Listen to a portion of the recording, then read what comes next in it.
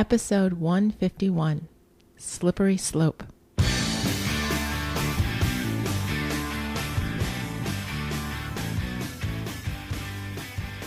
Welcome back to One Extraordinary Marriage, where we talk sex, love, and commitment. You're here with Elisa DiLorenzo. And Tony DiLorenzo. And 2013 is off to a fabulous start here in the DiLorenzo household, and I hope that you all are excited about the start of this new year. I always feel, Tony and I were just talking about this the other day, it just always feels like a clean slate when the year rolls around, and whatever happened last year, and you have an opportunity on a daily basis with a new year to do things differently, to do things better, to make the changes that you desire in your marriage to make it truly extraordinary. Mm-hmm. And so it's our hope and our prayer that as 2013 starts, that as you were listening to some of the episodes from the end of last year, that you start to make those changes. Create the marriage that you truly desire. Because great marriages don't just happen. That's the truth. You know, you see somebody that has a great marriage and they're firing on all cylinders. And I will tell you that couple invests in their marriage every day. Yes. Because the ones that just look pretty on the outside but are crumbling on the inside, that's where the laziness sets in. That's where so much routine has set in that they've forgotten, or they haven't chosen to take the time to invest in this relationship. And they can, let's face it, folks, we can all paint a pretty picture on the outside. Oh, and it's so easy nowadays with social media. We put up the family, the nice family pictures, not the ones where everybody, well, in our case, we joke about the family pictures because right now our children don't want to cooperate for family pictures.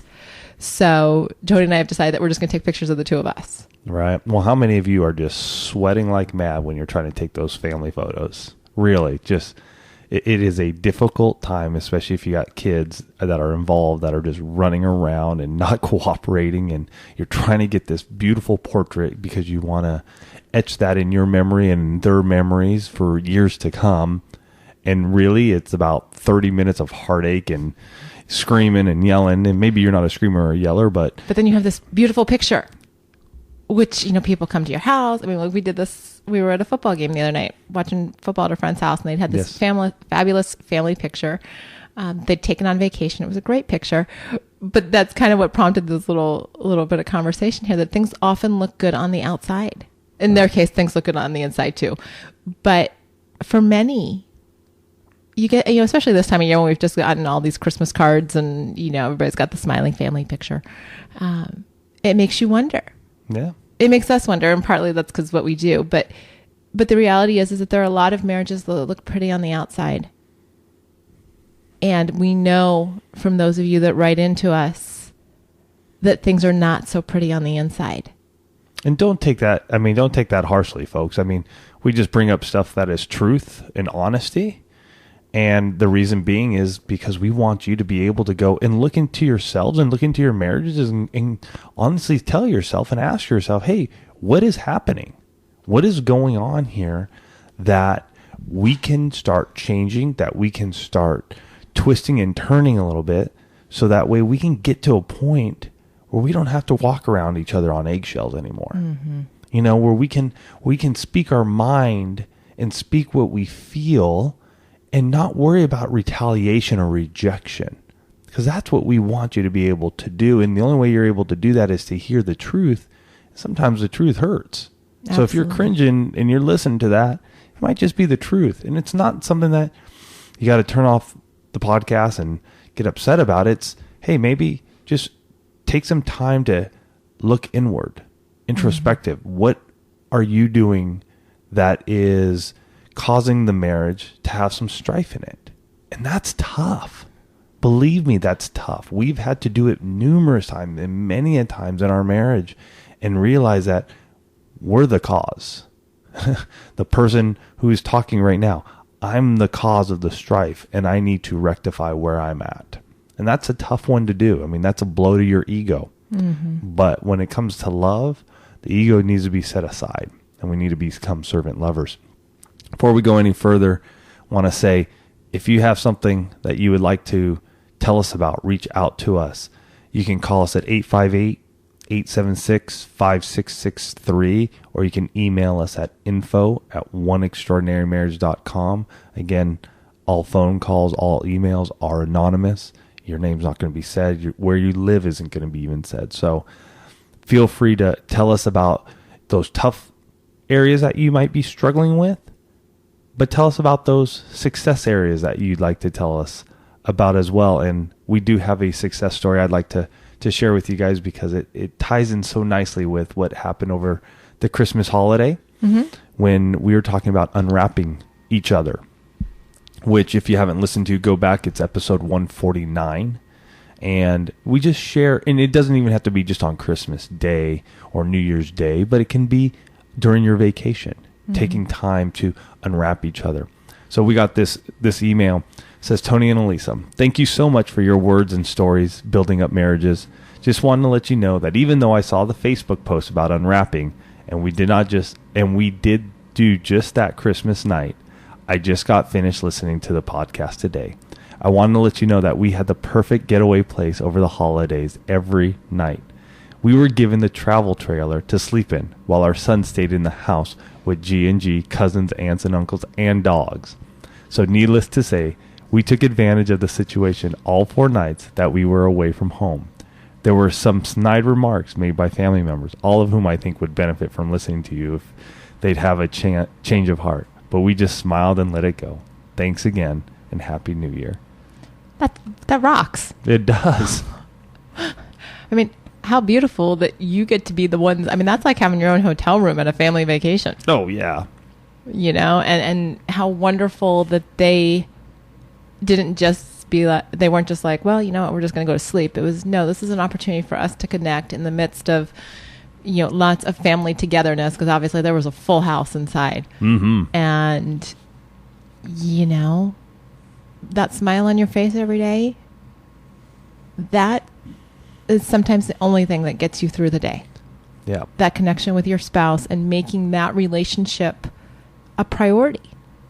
Yeah. And just, you know, taking advantage of every opportunity that you have to connect, whether it's emotional intimacy, whether it's physical intimacy, whether it's recreational intimacy, any one of the 6. But I think we've gotten so complacent in having our eyes open to those opportunities. We just, you know, we're so often like hamsters on the wheel, where we're just spinning, and we get up, do the same thing, get up, do the same thing, get up, do the same thing, run. And we forget that we have to look for those chances to sit and talk with our spouse, to go for a hike, to go, you know, take advantage of the fact that the kids are asleep, the kids are watching cartoons, let's have a quickie, let's make love, let's, whatever it is. Yeah. We need to open our eyes, because what happens is, and I'm going to share this email that is being shared with permission from a listener. This is what happens when we're just kind of going through our routines. This is the slippery slope. And she wrote, had you asked me if there were any problems in my marriage in 2008, I would have said no. Just everyday, regular annoyances like any other marriage. It started innocent enough, doesn't it always? I decided in February of 2009 that was the year I was going to lose the weight I'd put on over the years. Didn't have a lot to lose, and I was doing a good job, but I was just slow going. A coworker that worked 3 offices down from me he came into my office and said that he noticed I had lost some weight. He told me that he too was trying to lose weight. He'd worked there for 2 offices and was just a couple offices down from mine. We never really talked other than work-related things, so I started telling him how I was doing it with both diet and exercise. I told him that what I was doing more than anything was walking. And he suggested that maybe we walk during our lunch hour around the complex. One trip around was almost exactly 1 mile. I talked to my husband about it. At the time, he worked in the same complex, and we usually had lunch together. We agreed that I would go ahead and walk 1 lap, and then we would continue to have lunch together, but we would shorten it slightly. During this time of us walking, we would be talking. In hindsight, we talked about things we should never have talked about, intimate things in both our marriages. He started complimenting me and encouraging me with my weight loss. I fell for it hook, line, and sinker. I told myself that it was okay because my husband knew about it. I wasn't going behind his back. Then we started chatting via Gmail in the evenings. He he started complaining more and more about his wife, and again, I fell for it all. I was so naive. I thought I was helping him work through his issues with weight and giving him the woman's point of view for his marriage. Do you remember that scene in Fireproof where the husband goes into the hospital to talk to the doctor and tells him he knows what he's doing? Well, I didn't see what he was doing for months. Through this whole time, it never occurred to me, not once, that I was cheating on my husband. It never occurred to me that it would ever turn physical. I didn't want this man sexually. I wanted his attention. I did all the things you talked about in this podcast, though I knew I was talking about things I shouldn't be with this coworker.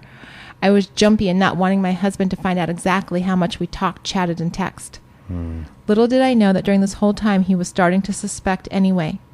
During this whole time, my sex life with my husband was better than ever. At the time, I told myself it was the benefit of getting into shape, having more energy, and liking the way I looked. That isn't all correct, but what I came to realize or admit was that I was taking the benefits of this coworker's affection and attention and even desire from me to my bedroom. I didn't fantasize over this guy. I honestly didn't want him sexually. I was always mentally with my husband, but that is the only time I was. Throughout the rest of the day, I would be thinking about this coworker. I gave him more time and energy than he even realized. I was physically faithful, but not emotionally. It all changed when I came into work one day and he was there before me. I thought it was strange. I also thought it was strange that he only turned the lights on in his own office and not the rest of the building like I normally do. He came into my office and we started talking. He asked for a hug. That was a first. I am not a huggy person, or at least I wasn't at the time. I gave him a hug. Now, please don't understand. I have only had sex with one person, and I hadn't been in that awkward first kiss situation for a very long time, but I am not an idiot. I can tell he wanted me, and he wanted to kiss me. I pulled away from him and asked what he was doing. He said he wanted to know what it would be like to kiss me. That is when the whole situation of what I was doing hit me like a ton of bricks. I told him I wasn't a cheater and I didn't think he was either. I told him all this had to stop. No more walking, no more chatting, no more texting. If he wanted to be my friend, then it would be a work friend only. Literally 2 to 3 days later, my husband came to me and asked me if I was having an affair. Still unable to admit it to myself, I denied it. I told him that he had been inappropriate, but I had handled it and it was over. The damage was done. I asked my husband if he wanted to know what happened, and he said no. We both felt the huge space growing between us. He told me he didn't trust me and kept swearing I kept swearing I did nothing wrong. He asked me what I was getting from this guy that I wasn't getting from him. I admitted then that I was an approval junkie.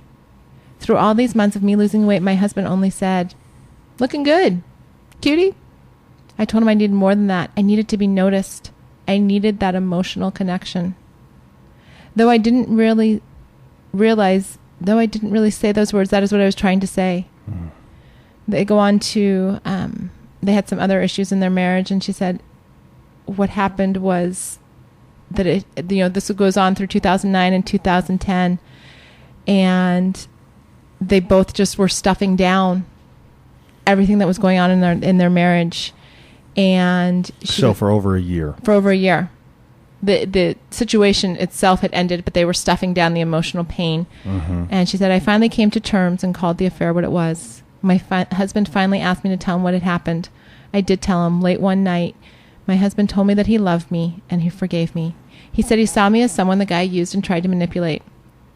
I was not at a place to hear or time to hear that. I didn't blame this guy at all. I blamed myself only for being so dumb. Takes two to tango, right? I was just as much to blame as him. Even to this day, I don't know what to believe. I do not know if what he was doing was grooming me. What I do know is that it took a very long time to build the trust back up in my marriage. That night we talked was when it all started. In 2011 and 2012, we have worked very hard on communication and other aspects of our marriage. Listening to this podcast... Hold on. That's what happens when you're scrolling and talking at the same time.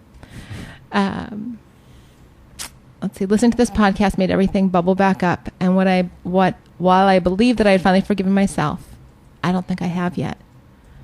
I wish I had found your podcast earlier. I love the idea from the top down. I love the 6 forms of intimacy. It's made me realize there's still lots of room for improvement and growth in my own marriage. We both fight going back to the old habits that found us where we were before. It gets easier as time goes by. I know in a lot of marriages this would have ended our relationship, and I thank God this wasn't our marriage. And she and I had had some communication, and she says at the very end, I guess what I would want people to know is that an emotional affair can be and is just as damaging as a physical affair. Mm-hmm. I want people to understand that making the choice to put your attentions towards something or someone else is an affair. If you are not giving 100% to your spouse, I now see that as an emotional affair. She says she dreams of the day when she can freely speak to her husband without hesitation as we talk to one another. It's easier than it was back when this all first started, but there are so many times when she fears telling him what she really thinks or feels, and she says she has no good reason to fear. He has shown me over and over again that he accepts me and loves me with all my faults and shortcomings. Mm-hmm. And she says, I love him more now than I did on the day we got married. This was this listener taking the time to write to us, and obviously, as you guys can tell, this was a long email where we're so privileged on a daily basis with the trust that you all give to us, mm-hmm. and the fact that you as listeners are able to relate to us, are able to share those things that you haven't been able to share before, and this was such an encouraging message, because her words of hope at the end, I'm sure there are a lot of you listening that can relate to the story. Yeah. It seemed very innocent. I mean, I love that she had actually talked to her husband before that she started walking with this guy, because she wanted to keep it on the up and up. That, you know what, okay, we usually have lunch, but, he wants to lose weight, I want to lose weight, so we're just going to walk. And then, it just kept growing. Right. And that's what happens so often. And we've done other shows on relationships and affairs and, those other friendships. And you've heard me say before, don't be friends with members of the opposite sex. And I have taken flack for it, because some of you work in industries where it's very dominated by the opposite sex. I've been there. I've been telling the story a lot when we'd probably 4 years married, yep. 3 years married. 3. And I went to work as a sales rep for a company where there were roughly 100 sales reps. 3 of us were women. The only other women in the company were the admin. Yeah. So at lunch, who do you go hang out with? You go and hang out with your peers. You go and hang out with the other sales guys. Literally. Yep. Dangerous. I am so lucky my marriage did not get burned because of where we were in our marriage. We were not in a good place. We weren't really communicating with one another. And I was hanging out during my awake hours with all these guys. Mm-hmm. And I know that you guys some of you work in industries that are heavily dominated by the opposite sex. You have got to put boundaries around your marriage. Mm-hmm. You have got to make decisions to affair-proof your marriage, because it starts just like the slippery slope did. Most people don't, wake up one morning and say, okay, today's the day I'm going to go find someone to have an affair. No, it starts out because guess what? She needed a little more attention. She couldn't verbalize that to her husband, but when she started getting it from this other guy, it felt really good.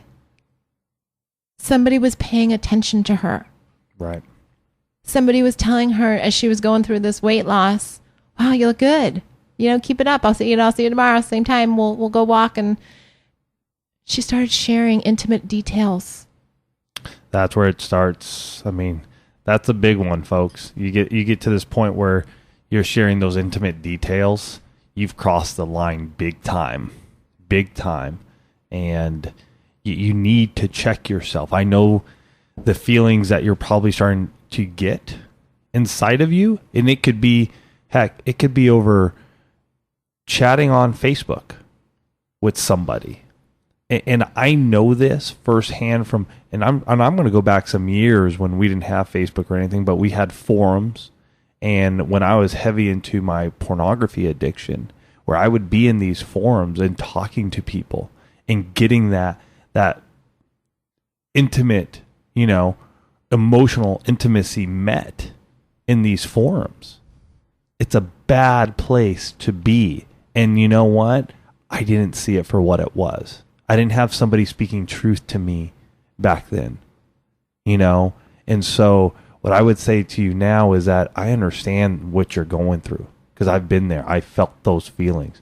But your first priority is your spouse. And one thing I've heard time and time again is from people is like, well, I don't want to hurt this other person's feelings. Well, guess what? I don't care about that person's feelings. You have made a commitment. You've made a vow to your spouse, the person that you lay next to. And that's the number one way to affair-proof your marriage. You have got to honor that vow. Yes. Your word has got to be, your word and your actions have to match up to what you said on the day that you said, I will love, honor, and cherish you forever. Mm-hmm. Yeah. And if you're in one right now and you're going, oh man, I don't want to hurt this person's feeling, this guy or this gal's feeling, hurt their feelings. Hurt them. It's okay. You need to run as far away as you can. You need to change your phone number if that's what needs to happen. You need to unfriend them. You need to get away. You need to run. And I'm not kidding. And if you think that your spouse is doing like this, you need to confront them. Stop tiptoeing around each other, folks. This is scary stuff, and it's going to lead to bad things. Well, and one of the things the listener shares with us is that her husband was suspecting. Oh, yeah. See, here's the thing, and I don't know if I've said this before. If you're having an affair, if you're thinking of having an affair, if you're in the middle of it, if you're dabbling in it, whatever, you are going to get caught. You're going to. 5-star generals cannot keep their affairs out of the news and from being leaked. There is nothing that can protect you. There will be a paper trail. There will be an electronic trail. There will be receipts. There will be text messages. There will be email messages. There will be something. You have to acknowledge the fact that you will get caught. Yeah, and for those of you who want a little tip, I'll share this one with you.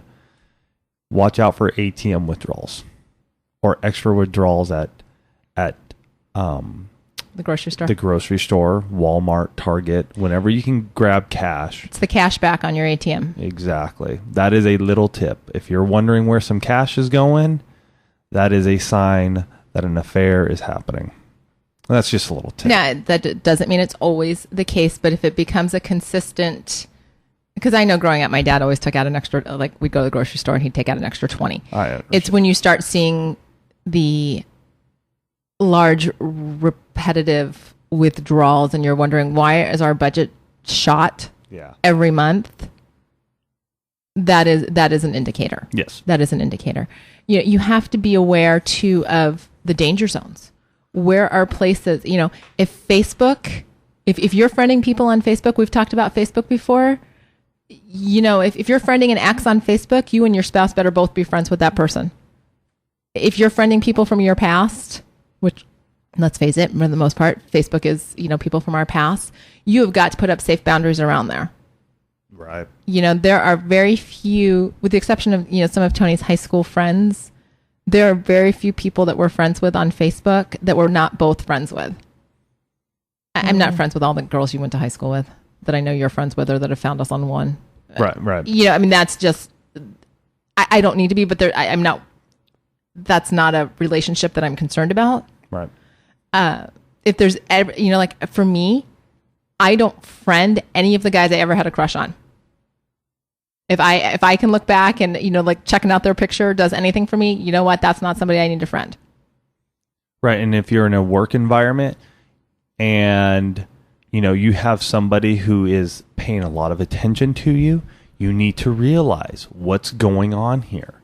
So you need to build up that boundary. I understand it's a working environment, but you spend the time you have to, and that's it. You don't go deep into what's happening in your marriage. And if they start going deep into what's going on in their marriage, you just nicely go, hey, you know what? I don't talk about that. Mm-hmm. You know what? I don't get into those types of details. I apologize. I'm sorry, but I just don't, because I honor my husband or I honor my wife in this way. People will respect you when you say that sort of stuff. I know it's hard because it's so against what our societal norm will do. Oh, sure, because our society says, "Oh, well, if we're talking about spouses, here, I'll see you one and I'll raise you one." Right. And so walk away from that sort of stuff. Danger zones, for many of you, it may be pornography. That is a form of infidelity. It can become emotional, especially if you start getting into those chat rooms like I did in the past. It's time to find ways to get away from that. Find, X3 Pures, x3pure.com is something that we really love and dig because of the 30-day program it has to help men, women, couples get through pornography addiction. No, I was just going to say, one of the websites that I was tooling around on, really talked about the fact that the emotional affair now, I think they called it the new infidelity, because it is becoming so prevalent. It's almost, I won't say it's overtaking the physical affair, but it's so easy to get involved in these emotional affairs. Right. It is so easy because through all of the media, the technology sources that we have, you can be texting, you can be tweeting. Everything that plugs us into our world is a tool to further an affair. Mm-hmm. And so you have to decide, is your marriage the priority here? Do you have a vision for this relationship for the two of you? Do you see yourself? Tony and I talk all the time about what our life is going to look like 5 years down the road, 10 years down the road, when the kids leave the house. We've started having those conversations because we have to have a vision. I have to see myself growing old with this guy. I hope it's a good vision. It's a great vision. But what I'm saying is, even when we have our tough times, and we'd be lying if we said we didn't. But I see myself. You guys have seen that picture that goes around the internet every once in a while, or on Facebook or Pinterest. The old couple tottering down the road holding hands. That's what I see. He'll probably be pushing me up a hill hiking, but same idea. I see that vision. I see us growing old together. And because I have that vision, it colors the decisions that I make now, because I'm not going to put myself in a position where I'm going to jeopardize that vision. Right. And I think a lot of us stop casting visions because, again, we get caught up in that hamster wheel, and, we forget that we create our reality. It's like having a vision board. If you want to go, it's the beginning of the year, go and create a vision board for your marriage. Find pictures, find words, find those meaningful, tangible items that you can stick up on a board and say, this is what our marriage is going to look like in 2013. Or this is our 5-year vision board. We want to go to Paris, or we want to bike across America, or we want to, spend vacations in Hawaii, whatever it is. Cast that vision together. And the only way you're going to cast that vision, folks, is if you talk to one another. Yeah. You have to talk to one another, and you have to spend time together. And those two things alone will protect your marriage.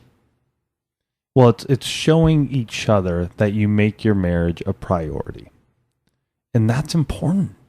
And by being able to do something like what Elisa said, doing that vision board, talking about those dreams, live from a place of abundance. I was listening to someone just the other day who said that, live from a place of abundance.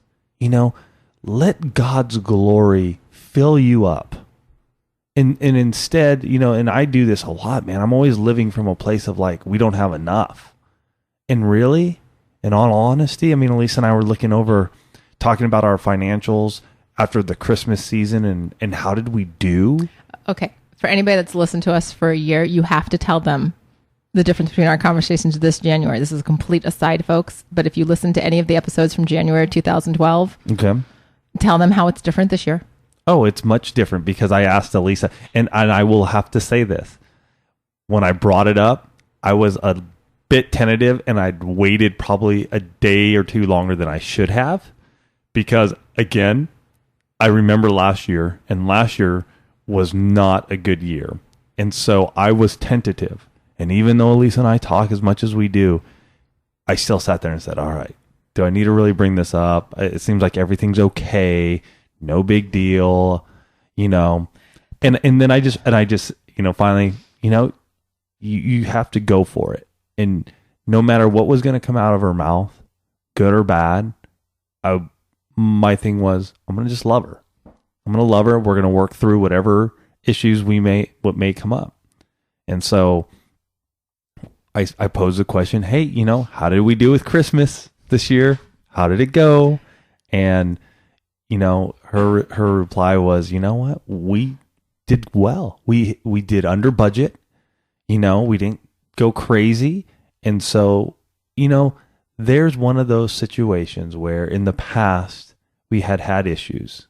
We had hit the over budgeting and ending up short. Spending, not over budgeting. Overspending. And, you know, that was something that happened 12 months ago, but still, you know, I knew about it. It still affected me, and it caused me to rethink myself if I should even bring this up. And I'm happy I did, because it led to a great conversation of, you know what? In this past year, every single time that we've had issues or something came up, God always provided. And it went from this conversation of where I was a little scared to even bring it up to a conversation of looking at God and going, look how he provided for us this year. And look what he's already doing for us this year and where we're heading. And we want to live in this place of abundance, you know, where we can go, this is how he wants you out there to live. And that's the thing. You have to make the time to have those conversations, and you have to be willing to step out into those tough conversations. Right. And it may be right now, you know, your spouse is going down a slippery slope. You know it.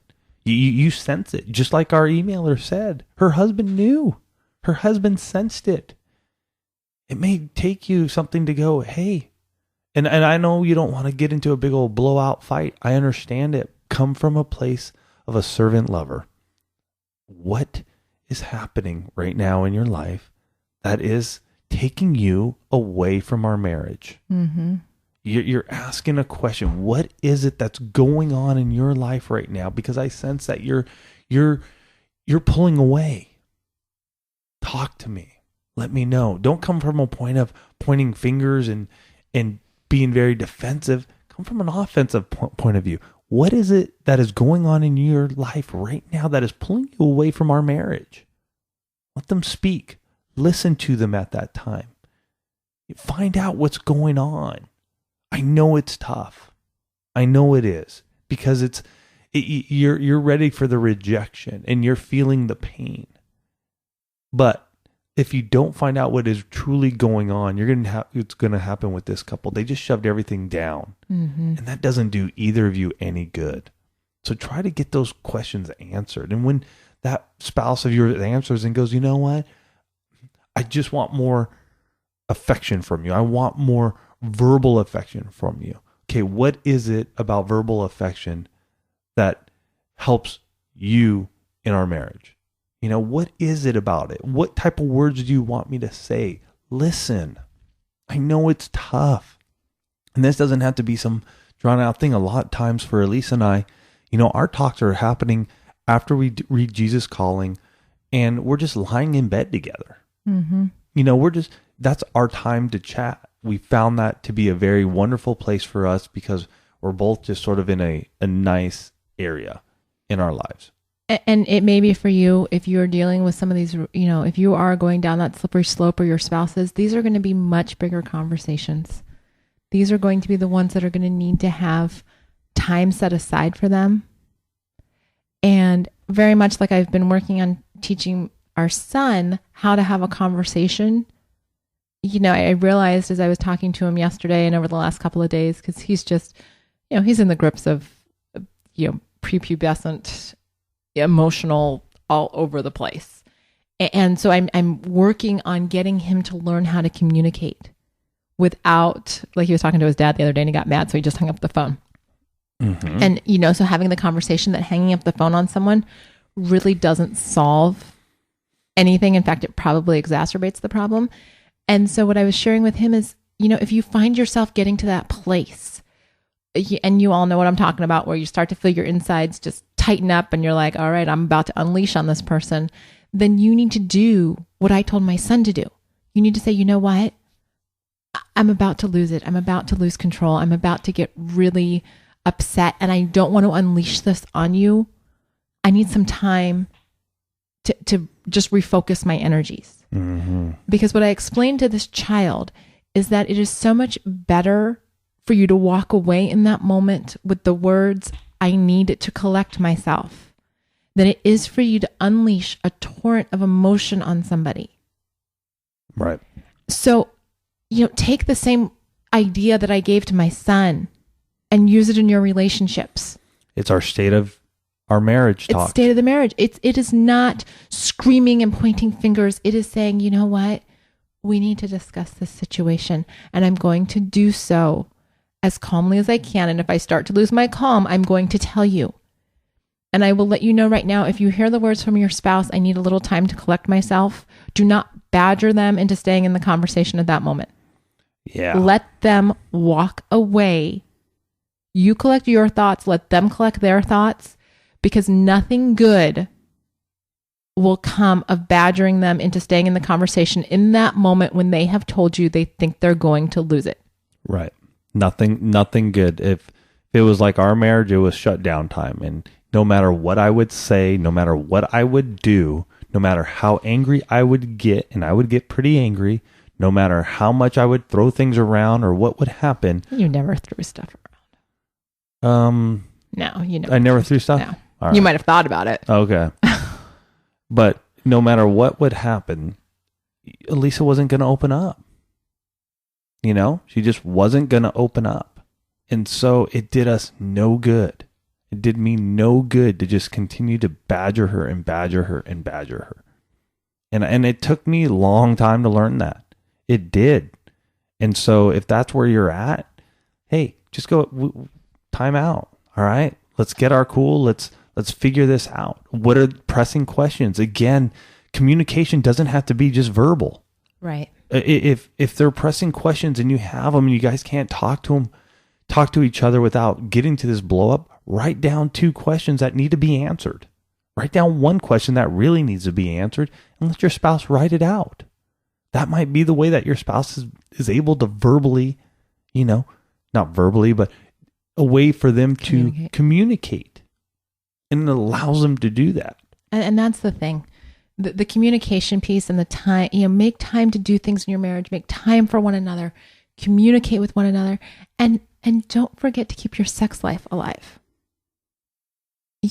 So many of us, whether physical touch is our love language or not, we crave that physical connection with our spouse. Yeah. And I see it because, again, it's amazing to me as my eyes are opened, how much I see we can learn from our kids. My kids want to be hugged and touched. And, the joke now in our family is that, I kiss too much. And it started because one day Abby was in our bed and she's like, oh, you kiss me too much. And it reminded me of all those Pinterest things where I said, that ends with said no child ever or said no spouse ever, that type of thing. Because that's the reality. Our kids get it and then we grow up and we think, oh, I don't need all this. We still need to be touched. We need to spend time with. We need to communicate with. You want to affair-proof your marriage? Start with spending time with your spouse. Keep the lines of communication open and stay physically connected with them. Mm-hmm. You invest the time in those things. And if they're investing the time, again, you both have to be giving 100% to your marriage. This is not a 50-50 thing, because that means you've got room to give 50% to somebody else. You need to give 100% of yourself to your husband or wife. Mm-hmm. You need to keep these lines of communication open. You need to sit down and you need to have the tough talks when they come up. Because I know, even though Tony called me over the phone to talk about the budget, I know his hands were sweating. He was probably he does this. You guys will see once we start bringing video into the podcast. He does this thing with his hands when he gets nervous. And I knew that was happening because it does when we get nervous. Everybody's got their own nervous twitches, quirks, whatever. The reality is that you can protect your marriage. And just like this couple did, you can bring your marriage back from an affair. It will take you time. It will take a lot of heartache, but it's not impossible. They are doing it. Her husband has forgiven her. And as she said in that follow-up where, I was reading what she wants everybody to know, her husband loves her. Mm-hmm. And she knows that. And she can honestly say now that she loves him more now than on the day they got married, because she knows she is loved in spite of everything that she has done. Mm-hmm. Her hardest part right now is forgiving herself. Right. But he has forgiven her. And you can climb back up from that slippery slope. You can make the changes in your marriage today to halt that slide. Yep. You have to make that decision now. Yep. You can do it, folks. You can do it. You have to make a choice, and we all are given that choice. So if you're in a slippery slope right now, we're going to pray for you. We're going to pray that your eyes are opened, that you heard the words that you need to hear, and that you get away, that you run fast. And for those spouses who know something might be going on, we pray that you have the time, the gumptions to address your spouse, to talk to them, to bring up what's going on. Because you know what? It's worth fighting for. That wife, that husband of yours, they're worth fighting for. And so this week, today, whenever you're listening to this, take that time and fight for your spouse. You guys have a fantastic week. We love you, and we'll catch you next week.